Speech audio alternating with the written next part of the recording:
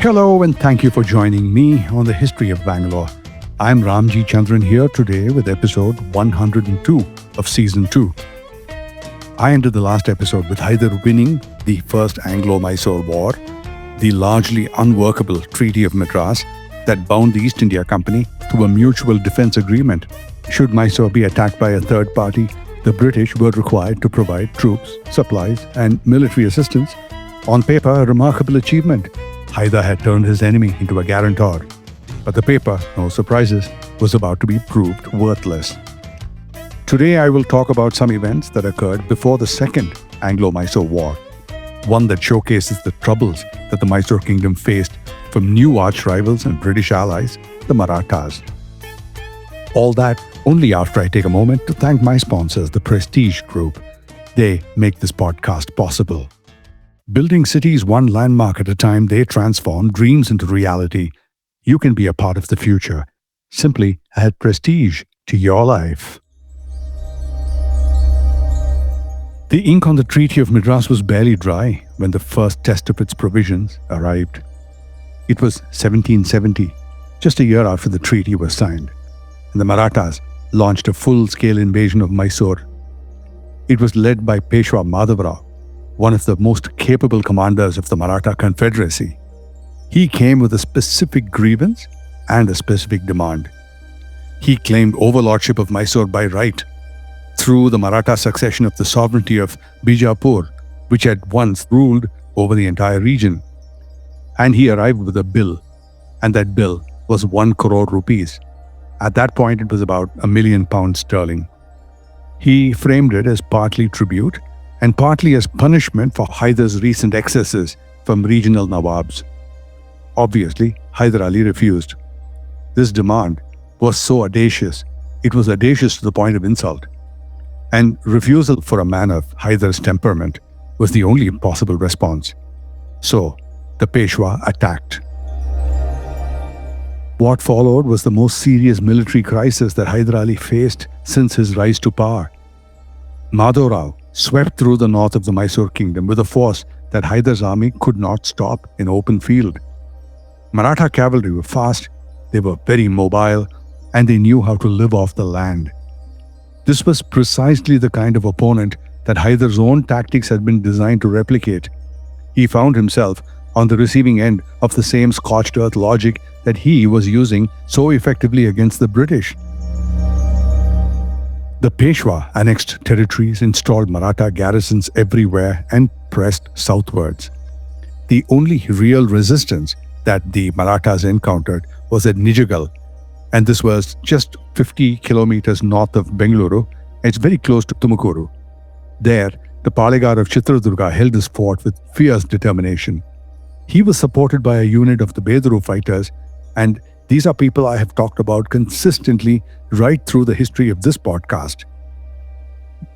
The Marathas eventually broke the siege. Their response to the resistance was characteristically brutal. The noses of the Palegar and men were cut off. The Peshwa then removed himself from battle and returned to Pune, leaving the campaign in the hands of his maternal uncle, Trimbak Rao. And then came the disaster at Melukotte. In March 1771, Hyder Ali's army attempted a night retreat towards Seringapatam after a Maratha advance had outmaneuvered his position. Now, night retreats are among the most difficult operations in warfare because they require silence, discipline, and very precise coordination. What they cannot survive is a commander who is unfit to lead. The accounts are very direct on this point. Hyder had drunk himself silly the previous evening. He was in no condition to command. The retreat that was planned as a quiet, orderly withdrawal became chaotic almost immediately. Units lost contact with each other in the darkness, horses panicked, and the Maratha cavalry, sensing the disorder, pressed home their advantage with devastating effect. Hyder Ali lost men, horses, equipment, something more difficult to recover. He lost prestige. For a ruler whose authority rested on the personal legend of his own invincibility, a defeat of this kind in these circumstances was deeply damaging. So the accounts of Melukote circulated far and wide. They were discussed, and Hyder knew that they were being discussed. Just a little while ago, we were talking about the Treaty of Madras of 1769, where the British were supposed to protect Mysore. So Hyder Ali appealed to the British under the terms of the 1769 treaty. The British did nothing. They sat back and watched the Maratha invasion proceed. They offered no troops, sent no supplies, and provided zero military assistance to Hyder. The mutual defense obligation that they had signed was treated as if it never existed. Hyder noted this with the precision of a man who keeps accounts of such things. Hyder then signed a peace treaty in 1772 and bought his way out of the Maratha occupation. The price was 30 lakh. It was paid in 2 installments of 15 lakh each. In addition, he had to cede some of his richest revenue-generating districts in the north of the kingdom. He pledged Magadi Fort, possibly all the other forts, as security until the final payment was due. It was an expensive peace, but it was the only peace available. And then what Hyder did next was entirely characteristic. He did not retreat into consolidation. He did not pause to recover. He turned immediately to the business of reclaiming what he had lost, securing what remained exposed. Tipu Sultan, his son, was dispatched to recover the territories that had been ceded to the Marathas. The campaigns of 1774 were swift and very successful. The districts came back under Mysore's control without any kind of prolonged resistance, the sort that may have triggered another Maratha response. Hyder kept a close watch. He saw his son was learning, and the lessons he was learning were all the right ones. And then moving on to the kingdom of Coorg, that forested hill country which is to the west of Mysore, controlled the passes between the plateau and the Malabar coast. And this was a very important tract of land, and it had long been a source of irritation. The rulers, the Kodavas, they were warriors of formidable reputation who maintained their independence through a combination of being able to control the terrain, their own tenacity, and the simple difficulty of moving an army through the dense jungle at an altitude. So, plans had to be made because, in the scheme of Mysore's things, Coorg was next. Now, let's go to a commercial break. I will be back in 30 seconds to tell you the rest of the campaign. Right after this. Maximum connectivity, maximum luxury, maximum lifestyle. Live your max at Prestige Raintree Park. Opulent residences nestled in 21 acres of breathtaking landscape with 1 lakh plus square feet of clubhouse, 3 swimming pools, and ample leisure and sports amenities. Experience exquisite living at Prestige Raintree Park in prime Whitefield with schools, offices, hospitals, and shopping malls just a hop away. Call 81399 81399 or visit prestigeconstructions.com to know more. RADA approved. Hyder Ali moved against Coorg in 1773. His campaign was brutal. It was merciless and completely inhumane if you believe the contemporary reports of the time. He is said to have offered a bounty, a prize of 5 rupees for every Kodava head brought in. People went to work. The forests were systematically cleared of all resistance. The Kodava aristocracy was deported. The kingdom had fallen, and that kingdom was absorbed. The strategic logic was very, very clear because control of Coorg meant control of the western passes, as I mentioned. It also meant that the Malabar coast, with all the ports and Bangalore, Honnavar, and Basavaraja Durga, were now completely connected to the Mysore plateau through territory that Mysore now entirely owned. Now, how did this make sense? In the past episodes, I've been talking about the naval infrastructure that Hyder had built on the coast. With this contiguous land all the way across the kingdom, the coast could now be supported and reinforced without dependence on external corridors and negotiations with interim kingdoms. By the mid-1770s, Hyder Ali had rebuilt what the Maratha invasion had damaged.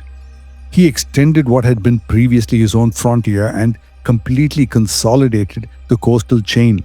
And this was the foundation of what he believed would be the strategic independence of the kingdom of Mysore.